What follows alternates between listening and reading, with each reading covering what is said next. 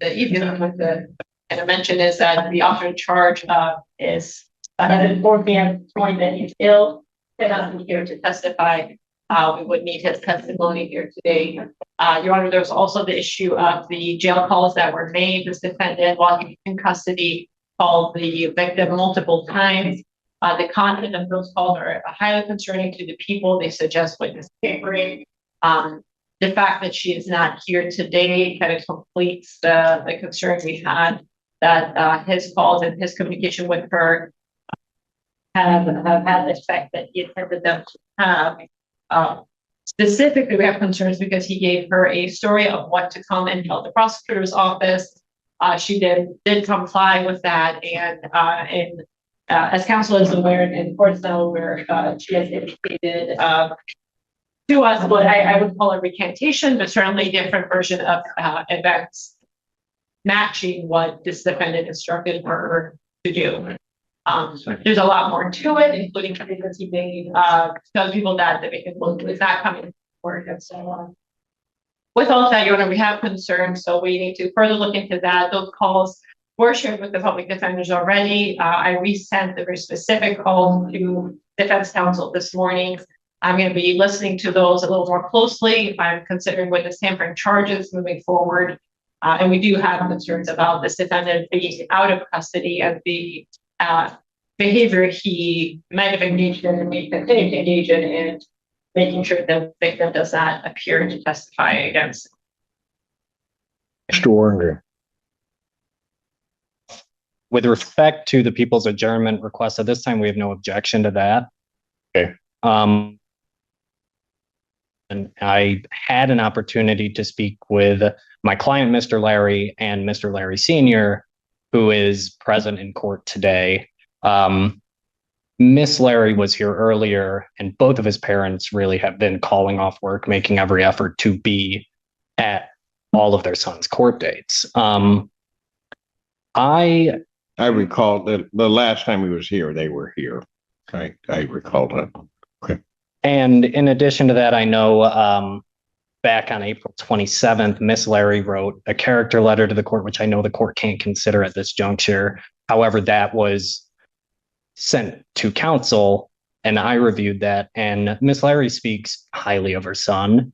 And I think, you know, insofar as Mr. Larry's at a fork in the road, they are committed to make sure he takes the right path and comes out of this continuing the positive work he was doing before arrest in this case. And I would note that this is Mr. Larry's first interaction with the criminal justice system, as far as I can see on his criminal history. When he was released from custody after spending about 30 days in jail, he was placed on home confinement and lives at home with both of his parents. During the time he was in custody, you know, he had to deal with the consequences of being in custody, which included losing his job. His parents want him to get a new job, and I talked to Mr. Larry about essentially scheduling an interview, talking to his tether agent, and seeing if there can be an accommodation made for him to go and do an interview, which I know, you know, if that needs to be done by stipulation or order, I know it's something that has been accommodated in the past. Mr. Larry's enrolling in school. He's Washtenaw County Community College for either a CDL, HVAC licensure, but he's trying to get higher education. And I think since he's been out on home confinement, he's certainly not been violating the court's orders. Well, but the problem is, I don't know that. That's my great difficulty. I was nervous and she was pregnant, so this is my first time, Your Honor. What? Your Honor, I think my client's expressing that it is his first interaction with the justice system. He was nervous about the ultimate outcome of this case. It's a big. What confusion do you have of do not contact this person? I don't think it's confusion, Your Honor. He admits to violating the court's orders with respect to the no contact order.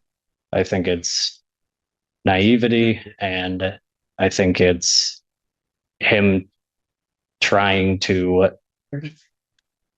change the outcome of this case. I understand that as far as it's a bond violation. I'm not sure if it rises to a matter where we're dealing with forfeiture by wrongdoing at this point. So I don't want to go too far down that road in terms of what I address, but you know, he knows that's a possibility at this point.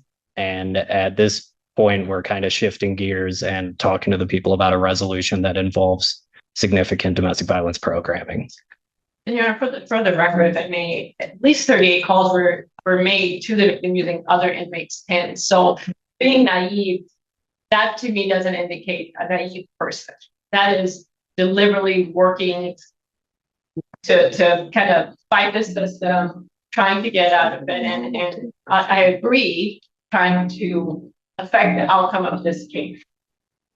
And that's exactly what we're trying to prevent. And see, it's that behavior why I can't trust you. Understand her? Because I don't have a doubt your parents are going to put everything they can possibly put in place to try to make sure you don't mess this whole thing up. But we do the same thing in the jail by giving you a PIN number. And what do? You try to circumvent and go around that whole thing. Then you try to concoct some story, and that comes back. And now you're going to potentially face another felony, as well as proceed without the victim on this case. You don't even begin to understand what the heck you've done. And if you had just stuck by the rules, we wouldn't even be in this boat. I don't need to have this conversation with you. I don't need to try to make sure that the victim in this case can proceed with this case if that's what she so chooses to do. Okay. 30 days. What that I did. Mistakes were already made. I was 30 days sitting there. Your Honor, I'd ask the court to consider that the time Mr. Larry spent in custody did have an impact on him. And moving forward, if the court is gracious enough to consider continuing his bond at this point, if he's going to comply with any of the court's orders, but that's going to be a constant reminder as to what happens when he does not. And I referenced naivety earlier. He didn't think he was going to get caught, and he did. And I think he knows at this point, and his parents well know at this point, if he's caught in violation of his bond conditions whatsoever, he's on thin ice, and it's going to land him back in jail. If it doesn't. I don't know if he cares, Mr. Warren. I really don't know if he cares. Because if he had cared, he would not have done what he did. Your Honor, he's been working on himself a lot. This arrest, hopefully in the long run, going to be the biggest turning point in his life. And that's his sentiment he's expressed to me this whole time. He's got two people that really care about him, that are really going to make sure that he stays on the right track if the court's gracious enough to continue his bond at this point.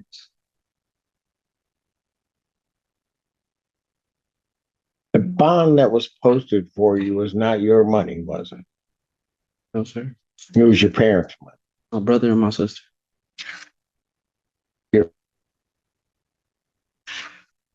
Then you got your family here. Everybody's trying to do everything for you except you. Here's what the problem is, counsel. I've got to figure out, and I've got to give the people time to figure out why this victim isn't here. But until such time, do you know how long it may take people to figure out if they're going to bring additional charges against him? Your Honor, I have no problem reviewing it today. I do need the OIC to do some. So I would ask for a week. I'll adjourn the preliminary matter to May 26, 2026, 9 a.m. before me. That's in person. At this point in time, man, you got to understand, you make your bed, you got to lie in. Ever. So if the people would do that, review it, get in touch with counsel, but this time I'm gonna revoke his bond. Defendant's remanded. I will consider his release if the people can figure out exactly where they're gonna go with this and have the OIC. I'd ask them to hurry up and do it. I don't want to leave him in jail, but he's made his bed and that's where he is now. But I gotta figure out that everybody else in this whole system is safe, not just you. You can take it. Dad, don't do it.